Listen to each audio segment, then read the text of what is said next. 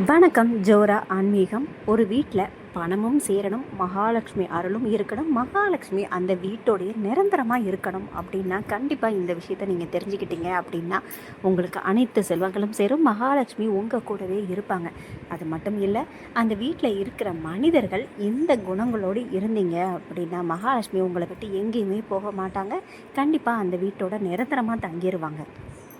ஒரு வீட்டில் பணம் இருக்கணும் அப்படின்னா அந்த வீட்டில் மகாலட்சுமி அருள் இருக்கணும். மகாலட்சுமி அருள் இருக்கணும் அப்படின்னா மகாலட்சுமி அந்த வீட்டில் தங்கணுங்க. அப்போ மகாலட்சுமி அந்த வீட்டில் தங்குறதுக்கு இன்னொருத்தரும் அந்த வீட்டில் இருக்கணுங்க. அப்படி இருந்தாங்க அப்படின்னா கண்டிப்பாக அந்த வீட்டில் மகாலட்சுமி நிரந்தரமாக தங்க ஆரம்பிச்சிருவாங்க. செல்வ செழிப்பு ஆட்டோமேட்டிக்காக அந்த வீட்டுக்கு வர ஆரம்பிச்சிடும். எவ்வளோ சம்பாதிச்சாலும் பணம் அந்த வீட்டில் தங்கவே மாட்டேங்குது. ஏதாவது காரணத்துக்காக வீண் செலவுகளாகி, மருத்துவ செலவுகளாகி வெளியேறிக்கிட்டே இருக்குது அப்படின்னா கண்டிப்பாக அந்த வீட்டில் மகாலட்சுமி கடாட்சம் இல்லை, அதாவது மகாலட்சுமி அந்த வீட்டில் இல்லை அப்படின்னு தாங்க சொல்லுவாங்க. மகாலட்சுமி அருள் இல்லாமல் நீங்கள் பணம் சம்பாத்தியம் பண்ணீங்க அப்படின்னா அந்த பணம் கண்டிப்பாக நிலைத்து இருக்காது. பணம் இருக்கிறவங்களும் மகாலட்சுமி அருள் இல்லாமல் கூட இருக்கலாம், பணம் இல்லாதவங்களும் மகாலட்சுமி அருள் இல்லாமல் இருக்கலாம். அது எப்படிங்க? பணம் அப்படின்னாலே மகாலட்சுமி அப்படின்னு நம்ம எல்லாருமே தவறாக நினச்சிட்ருக்கோம். மகாலட்சுமி கிட்ட வேணும் அப்படின்னா கண்டிப்பாக பணம் கிடைக்கும், அப்படி உண்மைதான். ஆனால் அந்த பணம் நிலையாக இருக்கணும். அந்த வீட்டில் இருக்கிறோட மனநிலையை பொறுத்து தான் கண்டிப்பாக அந்த வீட்டில் பணம் நிலைத்து இருக்கும். அதாவது ஒரு வீட்டில் எப்போவுமே நிம்மதி, சந்தோஷம் இது எல்லாமே சேர்ந்து அந்த வீடு லக்ஷ்மி கடாட்சத்தோடு இருக்கிறது மட்டும் இல்லை, செல்வ செழிப்போடு சேர்ந்து இருக்கிறது தான் மகாலட்சுமி அருள். பொதுவாகவே ஒரு வீட்டில் பெண்கள் மதிக்கப்படணும். எப்போவுமே அழுதுகிட்டு அவங்க சண்டை போட்டுட்டு அந்த மாதிரி இருக்கிற வீட்டில் மகாலட்சுமி அருள் இருக்காது. மகாலட்சுமி அருள் அப்படிங்கிறது மகாலட்சுமி அந்த வீட்டில் இருக்க மாட்டாங்க, வெளியேறிடுவாங்க அப்படின்னு சொல்லுவாங்க. ஏன்னா மகாலட்சுமி ஒரு வீட்டில் நிரந்தரமாக எப்போவுமே தங்க மாட்டாங்க அப்படிங்கிறது உங்களுக்கு தெரியுமா? ஏன்னா இப்போ நீங்கள் மகாலட்சுமி பூஜை பண்ணுறீங்க, ஒரு 11 நாள் தொடர்ந்து பண்ணுறீங்க, 21 நாள் பண்ணுறீங்க. அந்த 21 நாளும் நீங்கள் அமைதியாக இருக்கீங்க, அந்த 21 நாளும் சண்டை சச்சரவுகள் இல்லாமல் சந்தோஷமாக இருக்கீங்க, வீடு சுத்தமாக வச்சுருக்கீங்க அப்படின்னா கண்டிப்பாக அந்த 21 நாள் மகாலட்சுமி உங்கள் கூட இருப்பாங்க. உங்களுக்கே ஒரு பாசிட்டிவ் எனர்ஜி கிடைக்கும், பணம் ஏதாவது நல்ல வழியில் வந்துக்கிட்டே இருக்கும். அந்த 21 நாள் பூஜை முடிஞ்சிருச்சிங்க, நமக்கு கேட்ட பணம் கிடச்சிருச்சு அப்படின்னு நீங்கள் என்ன பண்ணுவீங்க? அதுக்கப்புறம் வீடு துடைக்கிறதோ சரி, அப்புறம் வீடை சுத்தமாக வைக்கிறதோ, அதுக்கப்புறம் வீட்டில் இருக்கிறவங்க சண்டை போடாமல், அதுக்கப்புறம் அந்த வீட்டில் நிம்மதியாக இருக்காங்களா, இந்த மாதிரி ஒவ்வொரு விஷயத்தையும் பொறுத்து தான் அந்த வீட்டில் மகாலட்சுமி அருள் அப்படிங்கிறது கிடைக்கும். பொதுவாகவே ஒரு பெண் ஒரு வீட்டில் மதிக்கப்படுறாங்க அப்படின்னா கண்டிப்பாக அந்த வீட்டில் மகாலட்சுமி அருள் கிடைக்கும். அதே பெண்ணை ஒருத்தங்க துன்புறுத்துறாங்க, வீட்டில் இருக்கிற பெரியவங்களோ கணவனோ யாராவது ஒருத்தங்க அந்த பெண்ணை அள வச்சுட்டு அடித்து கொடுமைப்படுத்துகிற வீட்டில் கண்டிப்பாக மகாலட்சுமி தங்க மாட்டாங்க. மகாலட்சுமி தங்க மாட்டாங்க அப்படின்னா பணத்தை மட்டும் நீங்கள் நினைக்காதீங்க. கண்டிப்பாக பணத்தையும் தாண்டி நிறைய விஷயங்கள் இருக்குது. ஏதேனும் ஒரு குறைகள் அந்த வீட்டில் இருக்கலாம், அது தீரவே முடியாத ஒரு குறைகள் அப்படின்னு இருக்கும். அது பணம் சார்ந்த விஷயமா இருக்காது, வேறு ஏதோ ஒரு விஷயம் அந்த வீட்டில் இருக்கும். அந்த பிரச்சனை தீரவே செய்யாது. ஆனால் அதுக்கும் காரணம் மகாலட்சுமி அருள் தாங்க கண்டிப்பாக. ஏன்னா ஒரு வீட்டில் பெண் எந்த அளவுக்கு சந்தோஷமாக இருக்காளோ அந்த அளவுக்கு அந்த வீட்டில் மகாலட்சுமி அருள் இருக்கும். அதே பெண் கஷ்டப்படுறாங்க, அழுறாங்க, துன்பப்படுறாங்க அப்படின்னா கண்டிப்பாக அந்த வீட்டில் பணம் இருந்தது அப்படின்னா மகாலட்சுமி அப்படின்னு நினைக்கிறது தவறுங்க. பணம் இருந்தாலும் அந்த வீட்டில் பெண் கஷ்டப்படுறாங்க அப்படின்னா மற்ற குறைகள் அந்த வீட்டில் இருக்கும் அப்படின்னு சொல்லுவாங்க.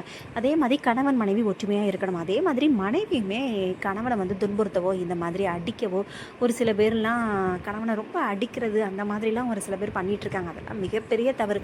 அவங்க வீட்டில் பணம் நிலையாக இருந்தாலும் ஏதேனும் ஒரு குறைகள் அந்த வீட்டில் இருக்கும், அதாவது மகாலட்சுமி அருள் இல்லாமல் இருக்கும் அப்படின்னு சொல்லுவாங்க. வீடு எப்போவுமே சுத்தமாக இருக்கணும், 4 மூலை முடுக்கு சுத்தமாக இருக்கணும். உங்கள் வீட்டு பூஜை அறையில் தூசி ஒற்றை அந்த மாதிரி இருக்கக்கூடாது. உங்கள் வீடுமே சுத்தமாக இருக்கணும். அதுவும் பெண்கள் காலையிலேயே எந்திக்கிறது, அந்த பிரம்ம முகூர்த்த நேரத்தில் எந்திக்கிறது ரொம்ப நல்லது. இப்படி எந்திக்கும் போதும் அந்த வீட்டில் மகாலட்சுமி கடாட்சம் கிடைக்கும், மகாலட்சுமி அருள் கண்டிப்பாக கிடைக்கும். பொதுவாகவே நம்ம மகாலட்சுமி கிட்ட நம்ம ஒரு விஷயம் வேண்டுறோம் அப்படின்னா நம்ம எப்படி வேண்டுறோம்? எனக்கு பணத்தை கொடு, செல்வத்தை கொடு, எனக்கு வீட்டில் நோய் இருக்கக்கூடாது, எங்கள் வீட்டில் சொத்து அதிகமாக சேர்ந்துக்கிட்டே இருக்கணும், எனக்கு ஒரு வேலை கிடைக்கும், இப்படி தானே வேண்டுறோம். யாராவது ஒருத்தர் மகாலட்சுமி என் கூடயே இருக்கணும் அப்படின்னு சொல்லிட்டு வேண்டுறாங்களா? யாராவது ஒருத்தங்க அப்படி வேண்டுனாலும் அது முறையாக எப்படி வேண்டணும் தெரியுமா? ஏன்னா மகாலட்சுமி நம்ம அந்த வீட்டில் நிலையாக இருக்கணும் அப்படின்னா இன்னொருத்தர் அந்த வீட்டில் இருந்தால் மட்டும்தான் கண்டிப்பாக மகாலட்சுமி அந்த வீட்டில் இருப்பாங்க. அந்த வீட்டில் அது யாருங்க? மகாலட்சுமி அந்த வீட்டில் நிரந்தரமாக தங்கணும் அப்படின்னா யார் அந்த வீட்டில் இருக்கணும் அப்படின்னா கண்டிப்பாக பெருமாள் தாங்க, மாதவன். பெருமாள் அந்த வீட்டில் இருந்தாலே ஆட்டோமேட்டிக்காக மகாலட்சுமி எங்கே இருந்தாலும் வந்துடுவாங்க அப்படின்னு சொல்லுவாங்க. பொதுவாக ஒரு வீடு சுத்தமாக இருக்கணும், ஒரு பெண் மதிக்கப்படணும், ஒரு வீட்டில் பெண் வந்து சோம்பேறித்தனம் இல்லாமல் இருக்கணும் அப்படின்னு நிறைய விஷயங்கள் இருக்குது. மகாலட்சுமி ஒரு வீட்டில் இருக்கணும் அப்படின்னா சுத்தமாக இருக்கணும், இந்த மாதிரி நிறைய விஷயங்கள் இருக்குங்க. ஆனால் இது எல்லாத்தையும் தாண்டி இது எல்லாமே இருந்துச்சு அப்படின்னா மகாலட்சுமி கண்டிப்பாக இருப்பாங்க. ஆனால் இது எல்லாத்தையும் தாண்டி மகாலட்சுமி அருள் அந்த வீட்டில் இருக்கணும், செல்வமும் சேரணும், வீட்டில் நிம்மதி, சண்டை சச்சரவுகள் இல்லாமல் அந்த வீடு அமைதியாக கேட்ட வரங்களோட எந்த குறையும் இல்லாமல் அந்த வீடு இருக்குது அப்படின்னா கண்டிப்பாக அந்த வீட்டில் மகாலட்சுமி அருள் நிரந்தரமாக இருக்கணும் அப்படின்னு தான் சொல்லுவோம். அப்படி மகாலட்சுமி அருள் நிரந்தரமாக இருக்கணும்னா பெருமாள் கண்டிப்பாக அந்த வீட்டில் இருக்கணுங்க.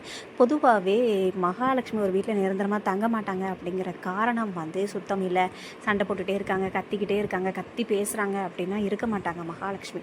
அது மட்டும் இல்லை, கணவனோட மட்டும்தாங்க மகாலட்சுமி இருப்பாங்க. நீங்கள் தனியாக மகாலட்சுமியை கூப்பிட்டா கூட நீங்கள் வேணுன அந்த 2 நாள் 3 நாள் பூஜைக்கு மகாலட்சுமி வந்துட்டு போவாங்களே தவிர கண்டிப்பாக வருவாங்க.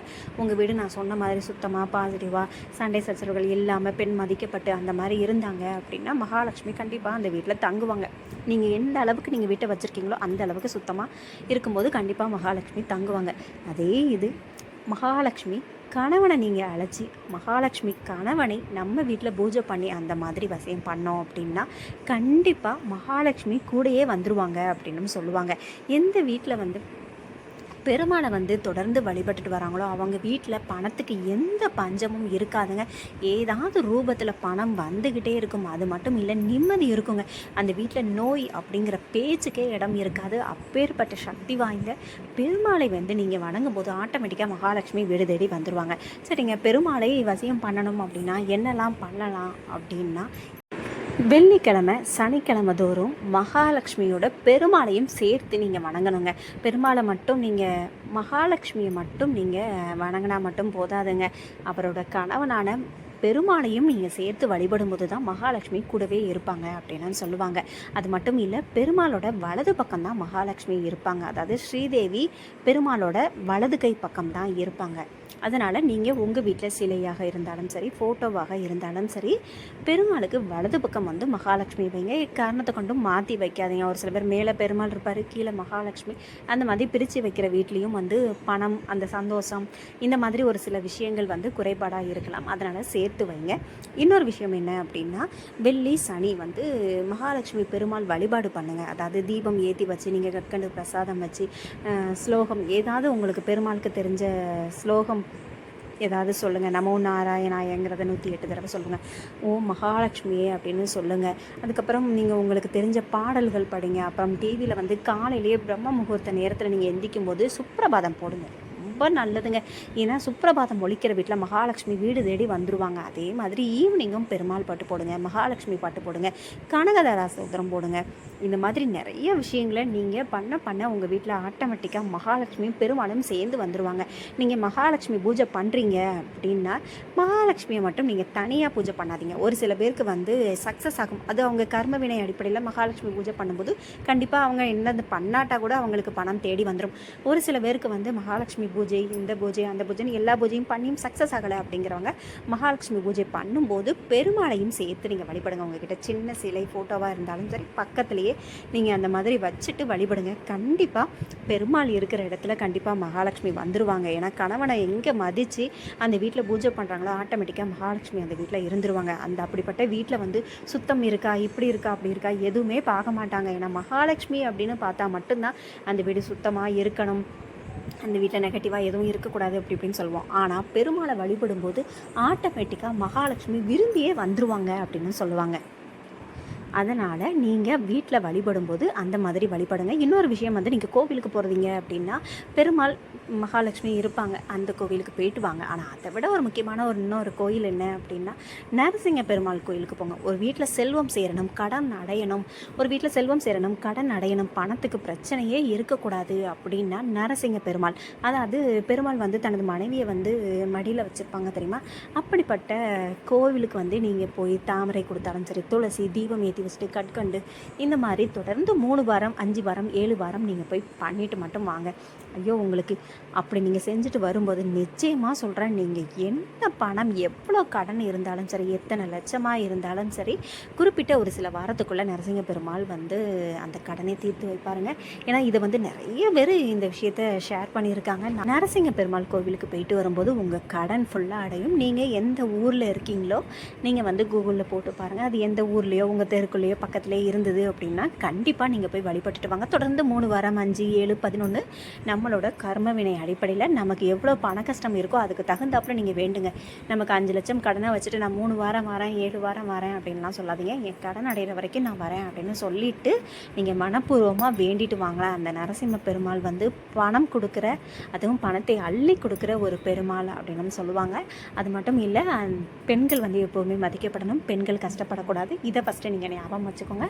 நான் பேசுகிற விஷயம் உங்களுக்கு பயனுள்ளதாக இருந்தது அப்படின்னா சேனலை சப்ஸ்கிரைப் பண்ணிவிட்டு 4 பேருக்கு ஷேர் பண்ணுங்கள்.